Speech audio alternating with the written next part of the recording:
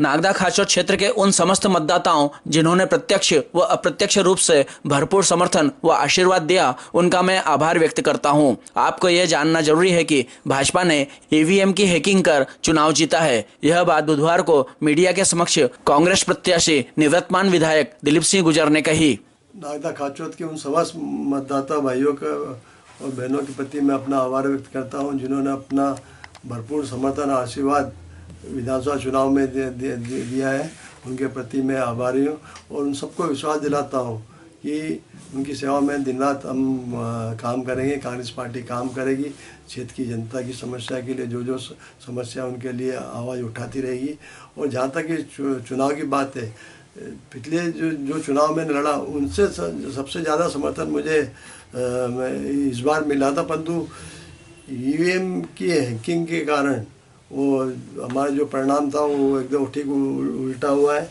Bharatiya Janata party ने EVM VVPAT में डाले गए जाने सॉफ्टवेयर के साथ छेड़छाड़ करके परिणामों को बदला है।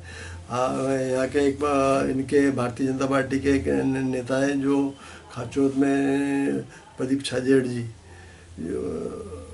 अनिल छाजेड़ जी, उन्होंने 1 तारीख के ही दिन रिजल्ट डाल दिया था कि कांग्रेस को भारतीय जनता पार्टी को 93,000 वोट मिलेंगे, कांग्रेस को 77 मिले और आनंद को 8,000 वोट मिलेंगे।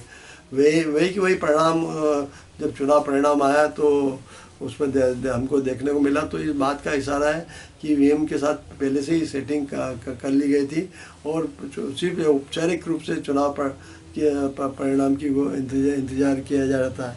और मतगणना के दौरान कभी भी लंच ब्रेक नहीं होता, परंतु इस बार करीब 40 मिनट का लंच ब्रेक किया गया। हमने एसडीएम नेहा साहब से पूछा कि लंच ब्रेक क्यों गया, बोले कलेक्टर महोदय के आदेश से। तो कलेक्टर महोदय के आदेश से लंच ब्रेक किया गया है।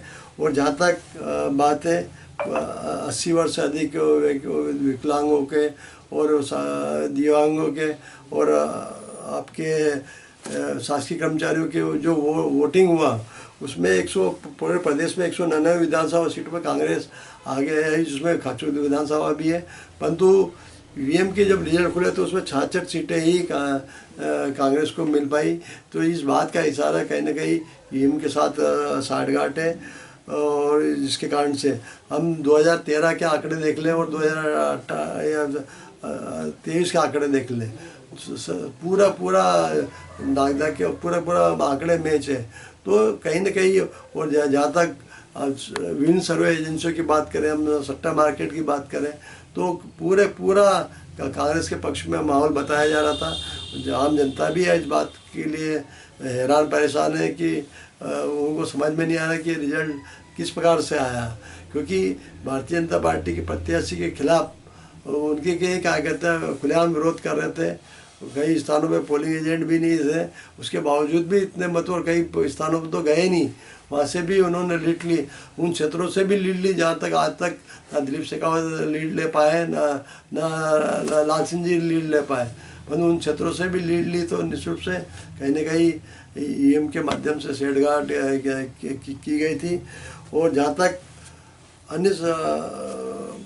अन्य एजेंसियों का सवाल है, तो निश्चित रूप से हमने हमारे उच्च प्रदेश के नेताओं को अवगत कराया है कि इस प्रकार से हमारे यहाँ पर हुआ है। ऐसे पूरे प्रदेश में पूरे जितनी भी एजेंसियाँ थी वो बता रही थी कांग्रेस की सरकार बनने की, परंतु 66 सीटें कांग्रेस की आना इस बात का द्योतक है। कहीं ना कहीं मेरा भारतीय बहुत से ये लोग बोलते हैं कि अन्य स्थानों पर तो जीत गई। भैया अन्य स्थानों पे तो सभी सीटें की सेटिंग नहीं की जाती। बहुमत का आंकड़ा जितना चाहिए उसके बाद में थोड़ी बहुत तो सीटों की सेटिंग की जाती है। कोई ज़रूरी नहीं है कि छिंदवाड़ा की 7 सीट भी लेना ज़रूरी नहीं है कि छिंदवाड़ा की 7 सीट आएगी तो सरकार बन पाएगी, क्योंकि आंकड़ों के सीटों की संख्या के आधार पर बहुमत का रहता है। 116 का बहुमत है, 116 सीटें कोई सी भी आ जाए तो उसमें सरकार बनती है। और ये जहाँ तक ये बात है कि भारतीय जनता पार्टी इतने साथे ढंग से ईवीएम का मैनेजमेंट करती है कि लोगों को शक हो, जब हम कांग्रेसी लोग इसकी बात करते हैं तो उनके मन में शक पैदा, तो ये क्वेश्चन भी करते हैं कि वहाँ से वो जीत गया तो वहाँ से वो जीत गया। तो एक तरह से पूरा यदि सभी सीटें वो जीत लेंगे तो फिर कैसे काम, जनता को क्या जवाब देंगे। आप लोग देखें कि कहीं भी चुनाव होंगे तो एक छोटा सा राज कांग्रेस की झोली में डाल दिया जाता है कि उनका मुंह बंद रहे, वो ईवीएम का काम का चलता रहे। तो इन सब बातों को सोचने विचार करने की आवश्यकता है। मोदी जी को, शिवराज जी को, अन्य भारतीय जनता पार्टी को यदि अपने कार्यों पे, अपने मैजिक पे इतना विश्वास है तो लोकसभा चुनाव बैलेट पेपर पे करा ले और दूध का दूध पानी का पानी हो जाएगा कि उनका कितना प्रभाव है और कांग्रेस का कितना प्रभाव है।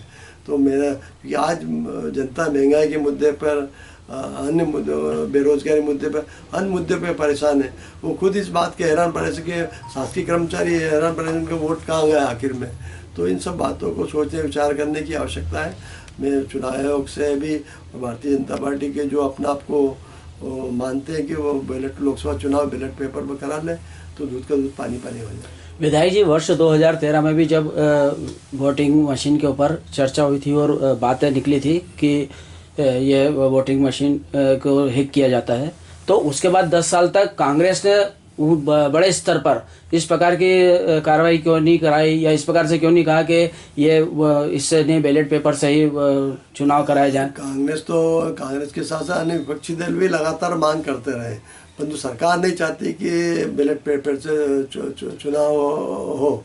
वहाँ पर हाई कोर्ट, सुप्रीम कोर्ट में भी कई पार्टियाँ गई है, परंतु वहाँ पर भी कुछ फैसला नहीं हो पाया। तो निश्चित रूप से भारतीय जनता पार्टी कतनी करने में अंतर है। यदि वो लगता है कि वो बहुत ताकतवर है तो बैलेट पेपर चुनाव करा ले, कि लोकसभा प्रधानमंत्री जी बोल देंगे लोकसभा के माध्यम से वो प्रस्ताव चला जाएगा चुनाव को बैलेट पेपर से, तो बैलेट पेपर से चुनाव होने। बड़े राष्ट्रीय स्तर के नेता इस प्रकार की बातें नहीं बोलते हैं। नहीं, निश्चित रूप से सभी नेता बोल रहे हैं, कौन नेता नहीं बोल रहे। इस बात का तो सब विरोध तो सभी लोग कर रहे हैं, सभी पार्टियां कर रही हैं।